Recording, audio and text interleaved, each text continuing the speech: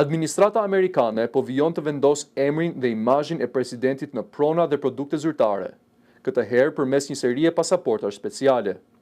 Sipas Departamentit të Shtetit, pasaportat përkujtimore do të përmbajnë portretin e Donald Trump, të vendosur përballë një ilustrimi të nënshkrimit të Deklaratës së Pavarësisë të vitit 1776. Këto pasaporta do të publikohen si pjesë e festimeve për 250 vjetorin e pavarësisë së Shteteve të Bashkuara, që do të shënohet në muajin korrik. Megjithatë, autoritetet nuk kanë sqaruar ende nëse qytetarët amerikanë do të kenë mundësi të zgjedhin mes pasaportës standarde dhe asaj përkujtimore.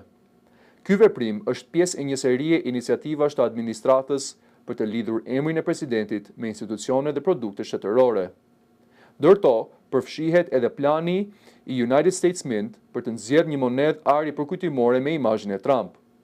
Që nga rikthimi në detyrë, administrata ka vendosur gjithashtu emrin e presidentit në ndërtesa qeveritare, programe vizash për të huaj të pasur dhe platforma shtetërore online.